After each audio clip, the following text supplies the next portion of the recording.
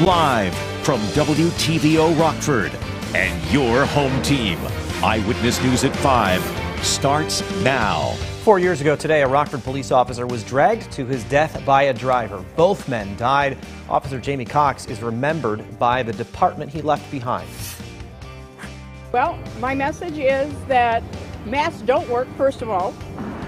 Planned protests disrupt school schedules in Beloit. Demonstrators say an alleged incident and students' mask rules brought them out on a Friday afternoon.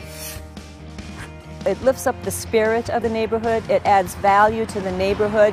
It makes it a more welcoming and a safer place to come. Advocates celebrate a new and improved Trinity House. Rockford families living in poverty have a nicer place to stay thanks to a hardware chain's gift. Good evening, I'm Eric Wilson. Mimi Murphy is off tonight. It's been 4 years since a Rockford police officer was killed in the line of duty. Today, the community remembers Jaimie Cox. Around 1 a.m., November 5th, 2017, Cox pulled over Eddie Patterson for driving on a revoked license. During the stop, Patterson drove off with Officer Cox hanging onto the suspect's truck. Cox shot Patterson. Patterson crashed into a tree. Both men died. Today, Jaimie's friends, family, and co-workers continue to honor Officer Cox through a foundation in his name. RPD posted a tribute video on the department's social media accounts. We have it linked on our website. 3 young men are taken away in handcuffs after police say the group stole a car. Around 2:30 yesterday afternoon, officers with the Rockford Police Department's gang crime unit were investigating a stolen car case. They located the vehicle on North Winnebago Street. When investigators approached the car, 3 men got out and ran. Officers say they recovered 2 loaded handguns, a loaded rifle, high-capacity magazines, cocaine, and cash inside that stolen car. Stephen Alston, Deshaun Harris, and Drew Yancey were taken into custody. They all face multiple charges.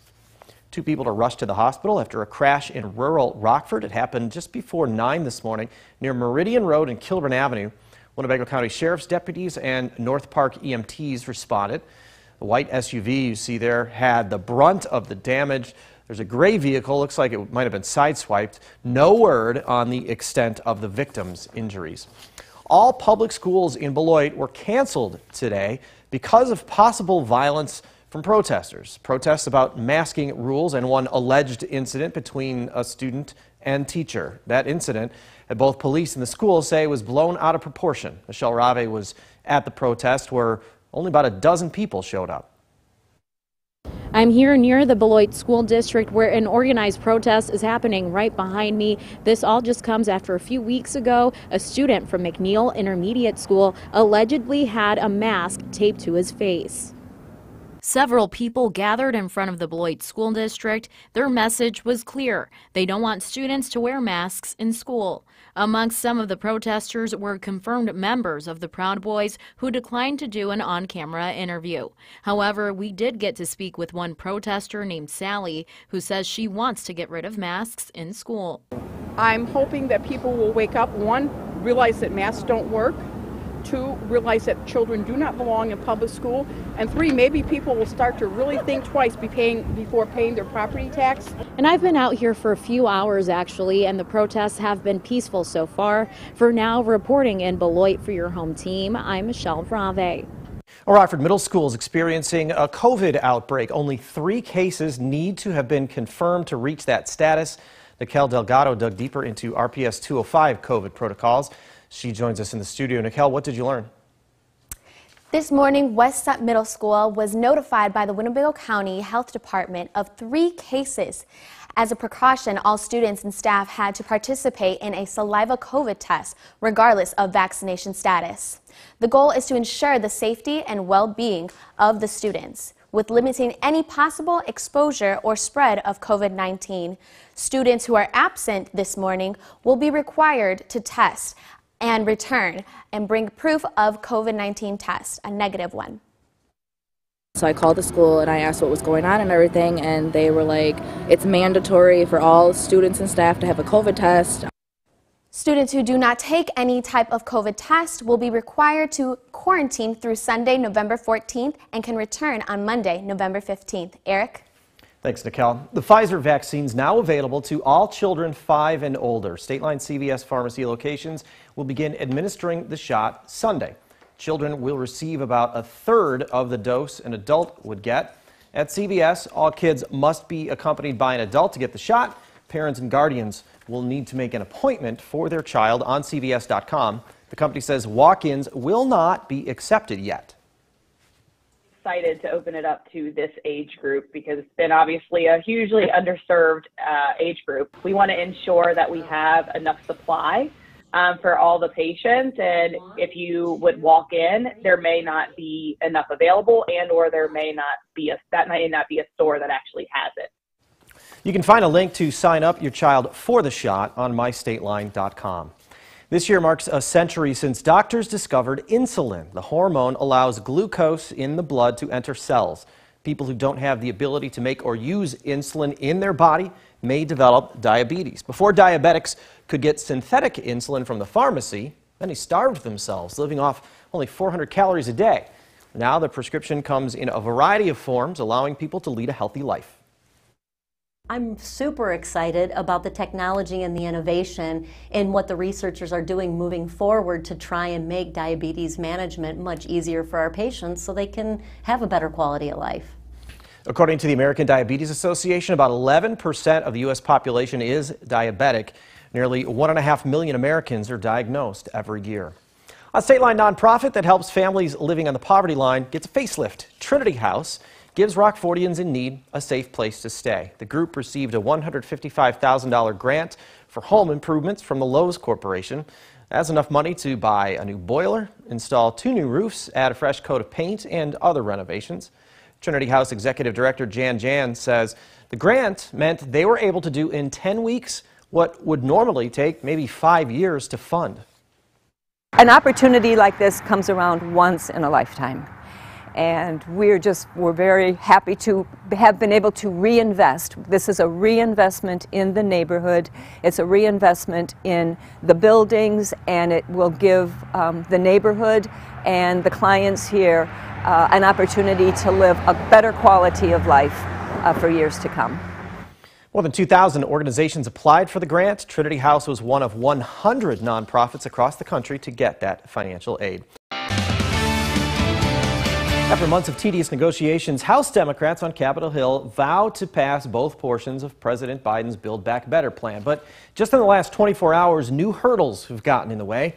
That puts the entire package in jeopardy. D.C.'s Raquel Martin reports on the holdup. Eyewitness News is keeping you connected to the nation's capital. Good evening. Well, after striking a deal on this nearly $2 trillion social spending package, today a handful of moderates called on Speaker Pelosi to pump the brakes. They're asking for some outside analysis before a final vote.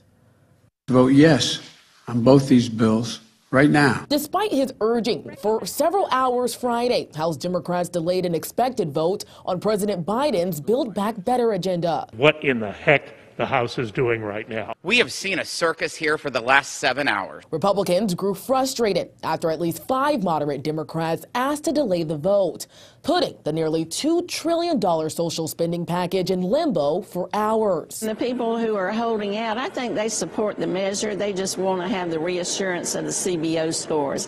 Congresswoman Dina Titus says moderates asked to delay a vote on the package until after the Congressional Budget Office determines the true cost of the bill. But Democratic Congresswoman Sherry Bustos remained confident. I will go out on a limb and say I think we will get the votes at some point. Meanwhile, Republicans remained united in opposition and called for Speaker Pelosi to listen to her party's moderates. You know that her left wing of the party is chomping at the bits to get this behemoth of a bill, and we still don't know about the Senate. And there is added pressure to try and get this plan passed today. We know lawmakers are on recess come next week, and several will be heading to Europe for a climate summit. For now in Washington, Raquel Martin, back to you. Now, your first warned weather forecast from meteorologist Jordan Wolf. Our satellite and radar imagery is very clear across the country here. We don't really have a whole lot of going on. We have this minor disturbance here that will be pushing through overnight tonight. That'll bring us a few clouds that might keep our temperatures a little warmer tonight than they have been in previous nights. This is our Mercy Health SkyTrack cam. As we can see, we had lots of sunshine through the day today, really not a whole lot of clouds at all. And that sunshine brought our temperatures up into the 50s today, where they are still sitting in the 50s and even the upper 40s for those who aren't quite there in the 50s. This is a very dry heat, though. We're seeing dew points in the 20s. So while this air is pretty warm, it's not very moist, and that's is going to keep our temperatures even warmer a little bit, because when the sun heats up drier air, it heats up quicker than it does with moist air. And so here's that dry air that's pushing out of our area. We're seeing a little bit more of the moisture that's beginning to build in, but our temperatures are still going to stay pretty warm as we push on into the next few days. Now here's our wind speeds. We were a little breezy today with that south wind, but that was bringing all those warmer temperatures up to us. We're still seeing a little bit of breezy and even gusty conditions here today. And as we started out the month, we started out pretty cold. As we can see, we had lots of temperatures that were below average, anywhere from 5 to 10 degrees below average. But as we push on in our forecast, this is today, the 5th, right at average. But out of our next 5 days, we're going to see temperatures that are anywhere from 5 to 10 to even 15 degrees above average. But first, we do have to sit through a couple of nights where we still get temperatures in the 30s. Overnight tonight, we'll see those dip down there. But tomorrow, we do get those temperatures back up near 60. And then tomorrow night, we do get those back into the 30s. But look at this. For the next day, we do get temperatures on Sunday that get almost into the upper 60s for the afternoon high there. And let's check out the clouds and see how those affect us. There's that disturbance pushing through, but lots of clearing behind it as we get into the back end of it. We'll see lots of sunshine through the day Saturday, just a few clouds there in the evening as we push on to the rest of the day. Just a couple of clouds again on Sunday morning as well. But overall, lots more sunshine, not a whole lot of precipitation as we get on into this weekend. Now overnight tonight, we will see temperatures that dip back down into the 30s. We'll see partly cloudy skies. It'll be less breezy than what we had during the day today, though, but we will still have a little bit of wind that we're hanging on to. Now tomorrow, we do get temperatures that are close to 60 degrees for the high. Lots more sunshine, but we do get those wind speeds coming out of the south once again, bringing those warmer temperatures. Now over the weekend here, we'll see lots of temperatures in the 60s. Now don't forget, you got to turn your clocks back on Sunday as we fall back for a daylight saving time. Here we get temperatures in the 60s, lots of sunshine, and we see those 60s continue on into the rest of the week. We do see lots of sunshine, but there at the end of the week, we do get those more fall-like and winter-like temperatures returning. But while we do get those at the end, we see lots of temperatures here in the 60s for this week. Now, the Napleton Sports Desk with Sports Director Scott Leber. It is a critical week for the Bears and an interesting week for the Packers without Aaron Rodgers. Can they both emerge with wins? So far this season, I'm 7-1 picking Bears games. I had them losing to the 49ers last week, 24-17. They lost, of course, 33-22. I'm 5-3 picking Packers games this season. I had them losing to the Cardinals last week, 34-20. The Packers won 24-21. If A.J. Green turns his head to look for Kyler Murray's pass in the end zone, it might have been a different story. Let's start with the Bears-Steelers game Monday night. The game's in Pittsburgh. That's trouble already for the Bears. The Steelers' strength is defense, and that's a problem for the Bears. The Bears have trouble scoring points as it is, and they really struggle against great defenses. Remember the Buccaneers and Browns games? I don't think this will be as ugly as those were. Justin Fields has gotten better, but the Bears' best offensive play is Fields improvising when everything else breaks down. It's not a good recipe against the Steelers. T.J. Watt could turn into Fields' worst nightmare since Myles Garrett. The Bears have allowed 30 sacks this season, the worst in the NFL. The Bears must establish the run game to give Fields a chance. On the other side, the Steelers have a strong run game with rookie Najee Harris. And the Bears' defense has slipped to 25th in the NFL against the run. The Bears will also likely be without Khalil Mack again. So I see the Steelers winning this game 24-14. The Packers are in Kansas City Sunday. The Chiefs are the biggest mystery in the NFL this season. How is this team 4-4? How does Patrick Mahomes have 10 interceptions and only 19 touchdown passes? How did they barely squeak by the Giants last week? Jordan Love could not have a more hostile environment to start in than Arrowhead Stadium, a more intimidating opposing quarterback than Mahomes. The Packers will try to make Love a game manager in this one. He will have Devontae Adams back to work with. Adams was activated today, but no Robert Tonyan at tight end. The onus is on Aaron Jones, A.J. Dillon, and the Packers' offensive line to make life easy on Love. And the defense has to prevent Tyreek Hill and Travis Kelce from making big plays. The Packers won a couple games this season with some smoke and mirrors and some breaks. Think Cincinnati and last week's faux pas by A.J. Green. And those were games with Aaron Rodgers. Now they're without him. I think the other Packers will elevate their game without Rodgers and keep them in this one, but I'm going with Mahomes and the Chiefs, 34-24. That's my take. We'll be right back. Jordan has a final weather check in a minute. First, here's what News Nation has planned. Job numbers rebound, but inflation still hits every American every day. We break down if now is really the best time to spend trillions of dollars. Plus, what Donald Trump could learn from Governor-elect Youngkin if he plans another run. That's On Balance. Here's Dan. Thanks, Leland. Tonight on Dan Abrams Live on News Nation. Should women have to register for the draft? Right now they don't, and some saying they shouldn't have to. But isn't this just the next step in equal rights for all Americans? That's tonight on Dan Abrams Live. That's all later on the fastest growing cable news network in America. News Nation is available on any of these cable and satellite stations. You can also head to newsnation.com. And we're seeing not a whole lot on satellite and radar right now. This is our First Warn Interactive Radar sponsored by Rockford Auto Glass. And that warm and sunny conditions are going to be continuing through the day today and into tomorrow and through the weekend as well. We'll see lots of sunshine and temperatures in the 60s. These temperatures are about 10 to 15 degrees above average for this time of year. It's nice to see no overnight lows in the 20s. Thanks, Jordan. And thank you for spending some of your time with us. Stay safe.